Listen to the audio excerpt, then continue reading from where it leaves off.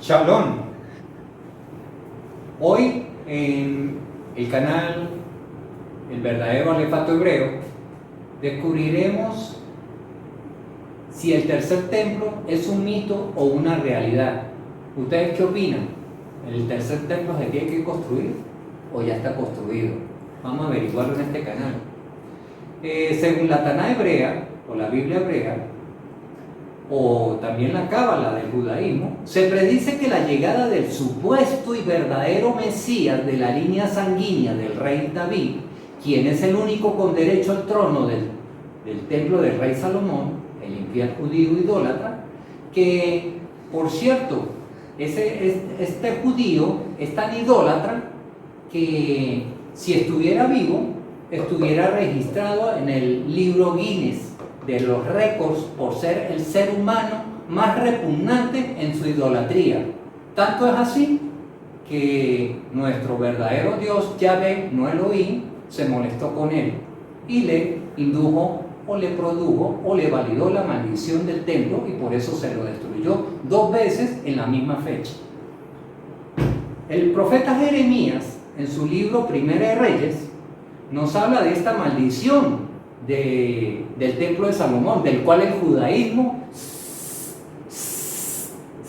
hace silencio y ellos no lo dicen, lo tienen callado, pero aquí en este canal lo vamos a leer.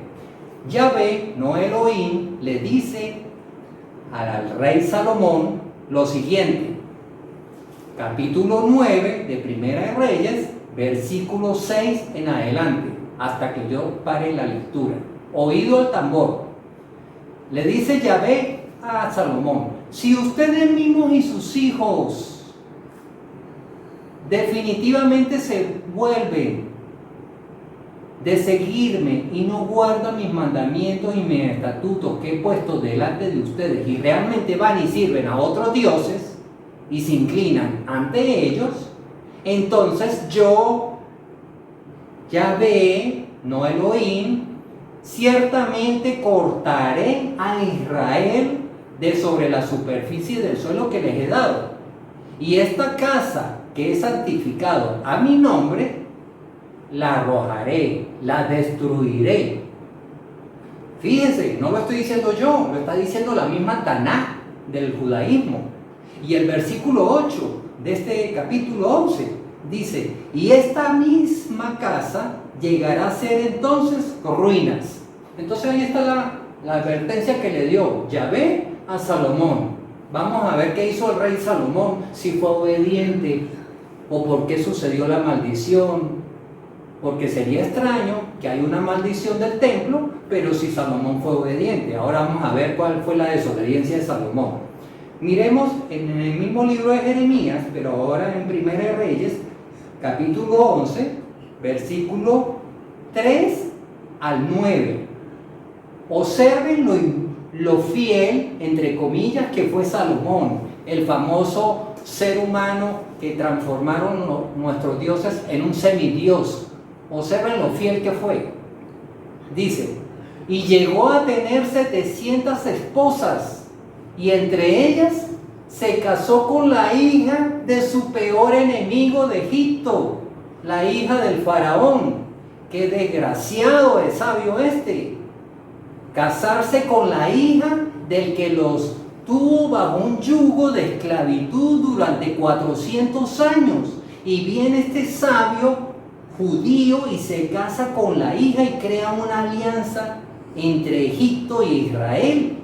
¿Cómo es posible eso? Entonces este señor, no satisfecho con tener la hija del faraón, tuvo 700 esposas, princesas y 300 concubinas. En total tuvo la esposa y 1000 mujeres más. O sea, tuvo en total 1001 mujeres. Y al tiempo que envejeció Salomón, entonces sus esposas mismas habían inclinado su corazón a seguir a otros dioses. Y su corazón no resultó completo para Yahvé como lo había hecho su padre David. Y Salomón empezó a ir tras Astoret, la diosa de los sidonios, tras Milcón, la diosa de los sidonios, tras Milcón, la cosa repugnante de los amonitas. Y Salomón empezó a hacer lo que era malo a los ojos de Yahvé, y no siguió de lleno a Yahvé como su padre David. Fue entonces cuando Salomón procedió a edificar nada más y nada menos que un lugar alto, donde a Quemos, la cosa repugnante de Moab, en la montaña que estaba enfrente de Jerusalén, y a Molech, el que hoy día el judaísmo llama Elohim, la cosa repugnante de los hijos de Amón. Y el versículo 9 del capítulo 11 termina diciendo Jeremías: y Yahvé llegó a estar enojado con Salomón. Entonces, ahora hagamos la conexión de esta maldición del templo con una visión que tuvo el profeta Daniel en su capítulo 12. En su visión se ve a Miguel, en la visión que tuvo el profeta Daniel, se vio a Miguel, el hombre de guerra de Jesús de Nazaret, plantado a favor de los hijos del pueblo de Yahvé. Entonces, ustedes se preguntarán allá en Israel, en Jerusalén, donde estamos sabios que quieren controlar el mundo, junto con los Estados Unidos, su aliado de guerra. Ustedes deben preguntarse, bueno, pero ¿quién será Daniel en esa profecía? Yo se los voy a decir. Resulta que la cábala para nosotros, los gentiles o las naciones, es revelación del apóstol Juan, el que fue llamado el hijo del trueno por su amigo Jesús de Nazaret. Él nos escribió en el capítulo 12, el versículo 7, quién es Miguel en la visión de Daniel. Dice 12:7, y estalló guerra en el cielo. Miguel, y sus ángeles combatieron con el dragón, y el dragón y sus ángeles también combatieron. Ok, entonces resumiendo, la visión que tuvo el profeta Daniel sobre la parte final de los tiempos, es decir, ahora, tenemos que en esa visión aparece un personaje que es Miguel. Ya leímos en el capítulo 12 de Revelación, versículo 7, y estalló guerra en el cielo, y Miguel y sus ángeles combatieron con el dragón, Satanás, y Satanás también combatió con Miguel. Entonces ahí está la respuesta de quién es Miguel. Entonces está claro que Miguel es Jesús de Nazaret, el profeta que predicó el amor y que el judaísmo crucificó. Vamos a estar claros. Entonces, en la visión que tuvo el profeta Daniel, se hace una gran pregunta: ¿cuánto tiempo pasará hasta el fin de las cosas maravillosas? Es decir, hasta la destrucción del poder del pueblo santo, entre comillas, pueblo santo. Entonces, el ángel le responde a Daniel que debe pasar 3 periodos de tiempo. Un primer periodo de tiempo de 1260 años, un segundo periodo de tiempo de 1290 años y un tercer periodo de tiempo de 1335 años.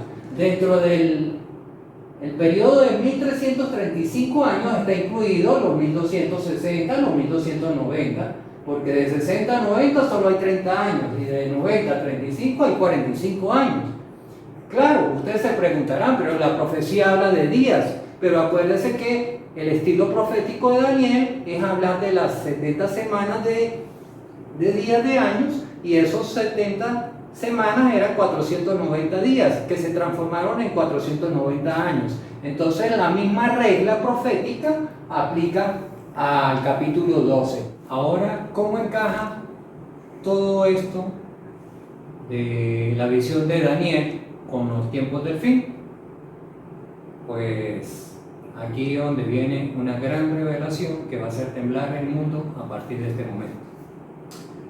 Resulta que los musulmanes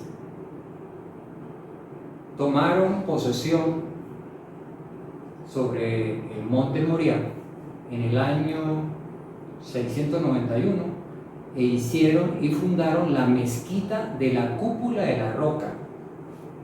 En árabe es Al-Aqsa. Se fundó en el año 691 después de Cristo. ¿Dónde se fundó? En el lugar santo de Judea, en el monte Moriah, llamado el Patio de Jerusalén o la explanada de las mezquitas musulmanas que queda en la ciudad vieja de Jerusalén. Entonces, tenemos que la mezquita de la cúpula de la roca fue fundada en el año 691 después de Cristo. Entonces el ángel le dijo, bueno, hasta el tiempo del fin, eso va a tardar un tiempo, pero ese tiempo está dividido en 3 sesiones.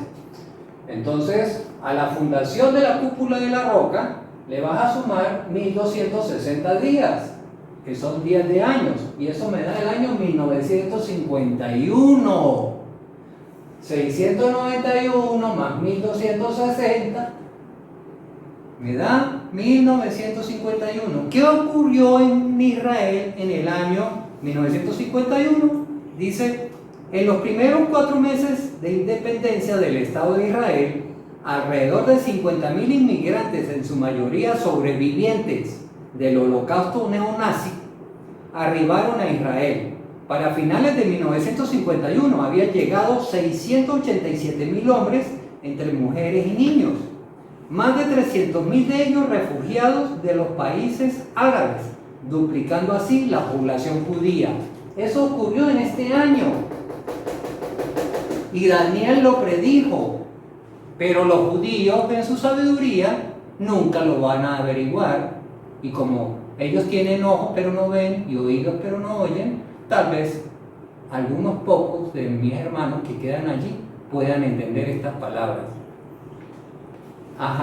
El segundo periodo que dice el ángel es, súmale a 691, que es la fundación de la cúpula de la roca, súmale 1290 años. Eso me da el año 1981. 1981, ¿qué sucedió en Israel? Oído al tambor, les leo.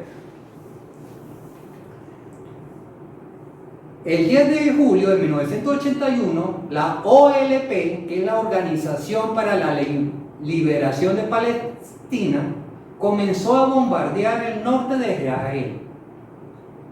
Como segundo acontecimiento de ese año, el 7 de agosto, fue el reconocimiento de todos los estados de la región de vivir en paz, un reconocimiento implícito de Israel.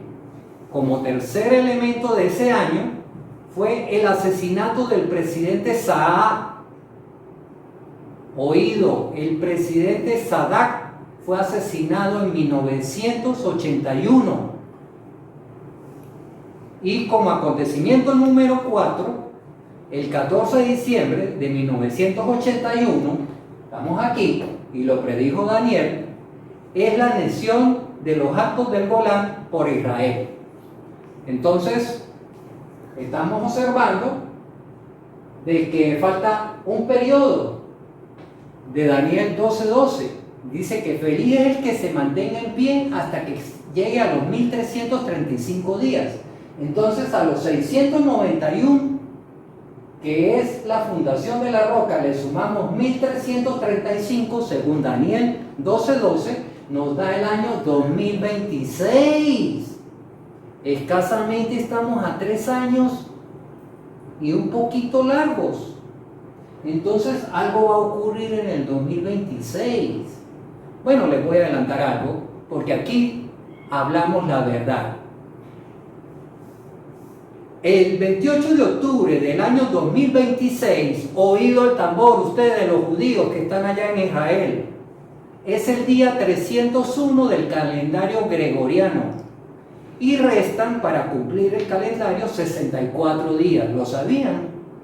Después les digo qué significa, según el número pi, el día o el número 301, y qué significa el número 64 en el número sagrado pi. Este día llegará la paz a la humanidad. Como conclusión, hermanos hebreos, judíos, israelitas. Como conclusión, podemos decir que el tercer templo judío tiene una maldición. Eso está claro. ¿Por culpa de quién? Del famoso y vanidoso judío Salomón. En su defecto o en su lugar ya está construido el tercer templo, pero resulta que no es un templo judío, es un templo musulmán. Entonces, como el tercer templo ya está construido, ¿verdad? Vamos a buscar aquí el tercer templo. Observen, ¿qué dice aquí? El tercer templo de los judíos. Miren, ustedes los que ocultan la palabra Dios, con quitarle la letra I, miren, de los judíos, miren, de los judíos. No se construirá el tercer templo judío, porque ya está construido el tercer templo musulmán.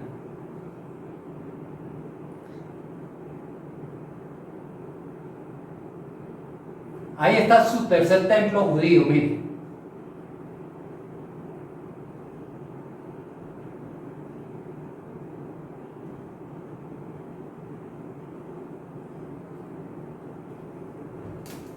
Huele a azufre, como decía mi comandante en Venezuela.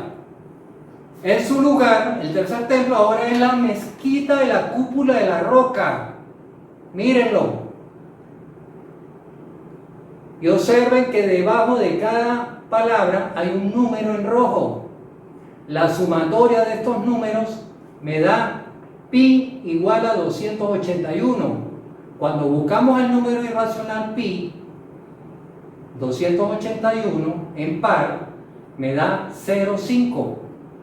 Pero resulta que este número pi está metido dentro del actual y moderno alefato hebreo. Y los judíos o el judaísmo lo tiene oculto bajo la letra número 22. Ustedes pueden observar aquí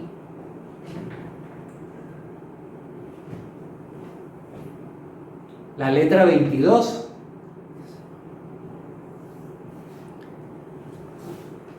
Para los judíos es una letra muda. Y ese es el número pi. Y resulta que el número pi es Yeshua de Nazaret. Y eso lo veremos el día miércoles 29 de marzo en nuestro cuarto video. Shalom.